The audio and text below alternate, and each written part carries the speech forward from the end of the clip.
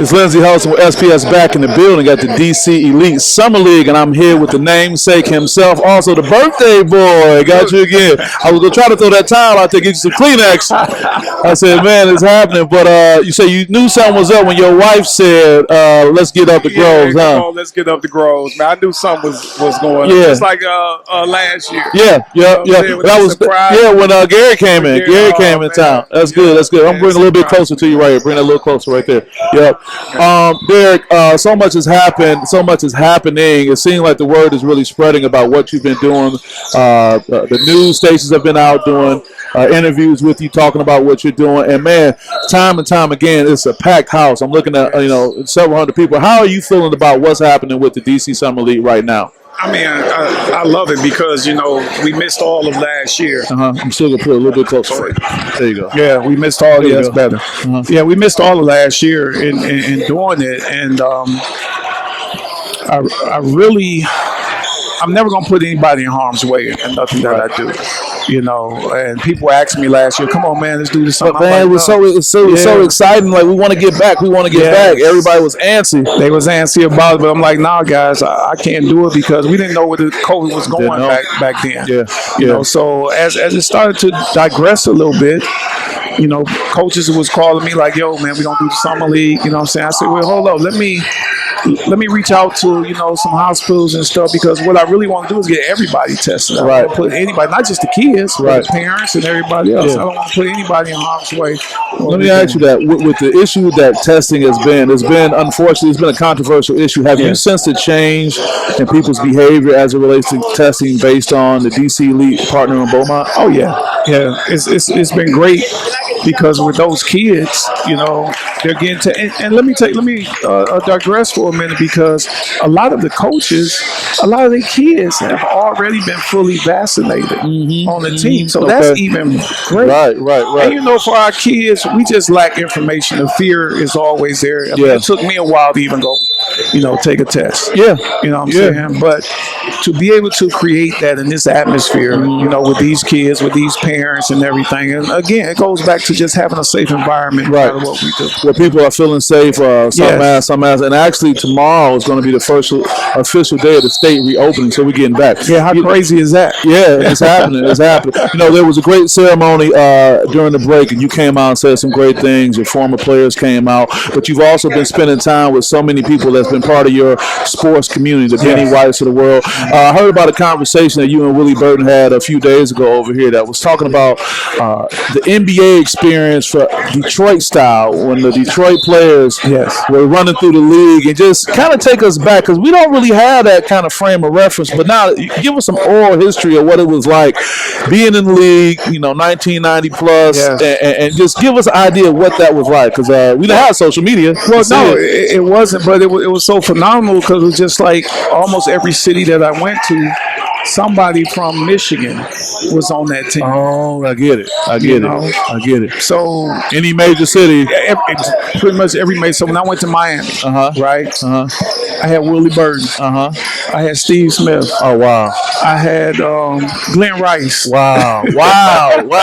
So what is it like? Take us through that protocol of flying in with your team, but then how's that going to work out where you going to get with these guys? What that's like? So as soon as we touch down, I'm on the phone. I'm calling right there. So normally, if they're in town, we going to dinner. You know what I'm saying? We going to hang out and everything. So they're my chaperone. If I'm in Miami. If I'm in Atlanta, Kevin Willis, all those guys, those are my chaperones. So when I hit town, homeboy, what you doing? Where you at? Let's go get something to eat. How does that city respond when Derrick Coleman is having dinner with Steve Smith, who people may not even know that there's a Detroit connect, but when they see these guys are 6'10" and 6'8" and 6'9", I mean, what's that presence like when you guys walk into the building? It's unbelievable, because like you said, a lot of people don't know the rich history of basketball here in the state of Michigan. So when I see Steve, even when like Terry Mills was out in Denver, him and Marcus Liberty, who's from Chicago. So when I went there, we all going out to dinner, we hanging out. Right. So it was unbelievable. Like, I could never change the area of basketball that I grew up in, because there was no social media and everything. To be able to travel and almost every stop, see kids that I've grown up with playing basketball with to make it to that level. Right. Hands down. Oh, I'm sorry. Grant Long was on that team. Grant Long was on that team. Now I started thinking about names and whatnot. Yeah. So what is it like now, fast forward when you hear the stories of the NBA, and this is not to disparage the NBA or whatever's going on, but is it a different era? Is it a disconnect as far as players being connected? Because you hear so much about players being more so individuals and not having that team connection. Well, I think the biggest problem with us is like we become privatized. Okay. Okay. So I was explaining to you that last time I think we were talking that even when I was in college, I came home. I coached my high school team at Northern at St. Cecilia. Right. Then I waited for the college pro-am in which we played. So then when I got the opportunity to actually go to the pros, I came home every summer. So there was like almost a community. It definitely was. It was a community. It was a village. Yeah. Because when I came home, so now you got me and Steve playing. I mean, we played summer league together since we were kids, but we were playing against Jalen Rose, Chris Webber, Deshaun Leonard, Maurice Taylor, Tractor Trailer, shout out to Mo Henry Ford, Howard Isley, Carlos Rogers. So wait a minute. This is not just the All-Star game. This is just the guys in the D competing. Yes. And all that talent that's out there. All that talent that's there. So Grant Long and those guys would come and play. Ray Kelsey, who's out refereeing right now. His team, they would come and play. And again, you talking about all this talent right here in this city. But the biggest thing is that when you get an opportunity to see a person on TV, right? But to actually be able to reach out and touch him in person, that's surreal. Have a conversation with him in a gym, so he can give you some advice. Like I said, for me, it wasn't ever about the games. We spent probably 2-3 hours just sitting in the parking lot talking. T. Will, Terrence Wheeler, you know what I'm saying? He's playing overseas. He come back home. So we're out in the parking lot talking about life. And then we would all, hey, okay, what we eat? Where y'all going tonight? We're going to Fish Bowl. So we all go to Fish Bowl. Yeah, give us a table of 40 or 50. And we just sitting there eating, having fun, communicating, talking, man. Now, is it that I'm missing it? And I know we had COVID. We was off for the last year and a half. But has that still been happening with any NBA guys or NFL or professional athletes that are connected to the city? I don't think so. I think that's the disconnect that we're talking about, where everything become privatized. Normally, when everybody would come home, it was great. But now you got a situation where I got my personal trainer, or I'm going to Atlanta to work out with these guys, or I'm going to California to work out with these guys. Instead of coming back home and giving these kids an opportunity to see you, to give them hope. And it's sad. It's almost like because they weren't old enough, they missed that era. I couldn't imagine walking in Fishbone. Shout out to Fishbones, by the way. And it was the place to be. Seeing 40-y'all were over either on that wall coming in off the corner or like in the atrium area. It's like, oh my God, you just had to be lights, camera, action with that. Yeah, we were sitting in the atrium area. It was connected to that hotel. So that's what you said. People walk in there and be like, damn, what's going on? Like, man, Derrick, Coleman, Steve Smith, and it's all over. Then I'm sure it's that. It's like you just come on over here. I'm looking at the venue right now, man, and I was talking to some guys, and shout out to Tony Spratt, for looking out all the time. But it's such a great community in here. Where have you seen this type of atmosphere before? Only at the Saint. Only at the Saint. How you doing? Yeah. Only at the Saint, man. Yes. But in all fairness to the Saint, in all due respect to the Saint was limited in capacity. Yes. So now you talking about Saint on steroids. Yeah. You know? Well, eventually, yes. That's what I want, the Saint on steroids. Well, let's talk a little bit more because with some of the news interviews that you did, you were very clear about a vision and goal that you have for a property, a space. What do you think it's going to take? And for those who may hear this, who are connected with the community and want to support, what do you think it's going to take to see that come to fruition? Well, I mean, drive, which all of us have. and being able to get an understanding, I think, with the city or either city, where's the city of Detroit, where's the city of Southfield, whatever have you. But getting people to understand the importance of sport. And I'm not just saying basketball. I'm talking baseball, football, lacrosse. I mean, I'm talking just that understanding what the sports does. Right. See, sports, it connects all of us. It does. We don't care race, religion, anything. It connects. All we care about is winning. Yeah. But it also helps you develop friendships and relationships that'll last your lifetime. Why do you think people either miss that point or try to downplay it if possible? Well, I really don't think, if you haven't played sports, you would never understand.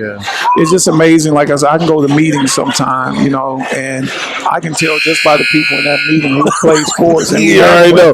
You already know what you're working with, huh? I already know what I'm working with. You know what I'm saying? But that's what sports teaches us so much. So talk about that a little bit more. How do you have to potentially change your approach to the pro sports person and the non-sports person? Well, I mean, it's corporate America and what you're dealing with. And I think that a lot of them understand it to a certain extent, but you have to go grassroots with it. Yeah. And I think that's the point, that they miss, just being grassroots. Right. Everybody wants to check the box. Sure. Oh, yeah, all the time.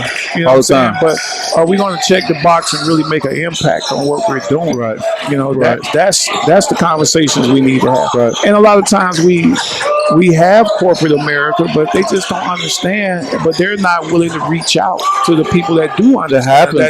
They're so concerned about taking the L, and I think that's the importance of having diversity of thought at the table. Yes. Or somebody like y'all can get with DC. Y'all need to holler at him compared to someone saying, "Well, we don't know." I look at the evolution, man, of what we've been talking about over these past few weeks, and just here now, man, you kind of shifted from former ball player to like a statesman. I'm serious though, because now, you're dealing with health policy, right? We're dealing with, dealing with our young people in the capacity and what you promote. I mean, mental health, nutrition, heart disease, all these things that people haven't been able. There's not another person that we know of could bring hundreds of people together to be able to deal with something like this on this type of level. Well, you know what it is, man? It's the love. It's the love. That's all. Well, it's the love. But man. even with that, I can appreciate that, and I know you're being humble with it, but you can still walk away from it. You can get the love, but still say I'm good, but you've taken on the challenge. That's not my makeup. That's not my DNA. That's not who I am. I've never been that way. I've always accepted every challenge. Right. You know what I'm saying, in life. Right. And again, for me, it's just how do we better our people. Right. But again, we use the basketball. Yeah. That's the hook. Yeah, that's the hook. Yeah. That's the carrot. Get it like that. Yeah.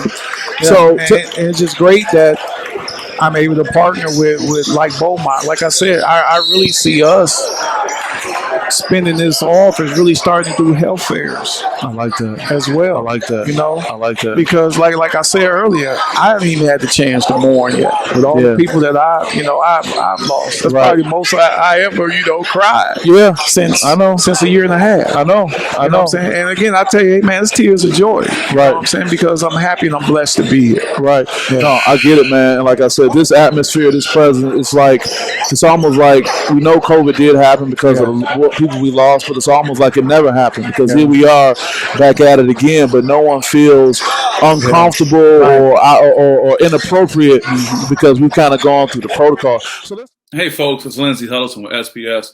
Thank you for watching the video, and also thank you for supporting our young people. I'm in a very unique position. I am a sports psychology consultant, but I also have media credentials, cover collegiate and high school sports. Just the past few seasons, I covered Michigan State football and basketball as an example. And one thing is true across the board for college level athletics, they do not, in most cases, prepare our young people to talk to the media. I'm probably the friendliest media person they'll come in contact with. So with that being said, I want to offer my service to you and to your young person as it relates to media training, not only to help them be successful talking to the media regarding their sports, but also in life. Give them the confidence to communicate who they are and put a positive foot forward. So with that being said, you can reach me at the email below, lh@thespsedge.org. We are a nonprofit organization, so anything you do is not only going to support your young person, but other young people as well as it relates to overcoming mental toughness and mental health in today's society. So with that, thank you for your support. Hopefully I can help your young person get the SPS Edge.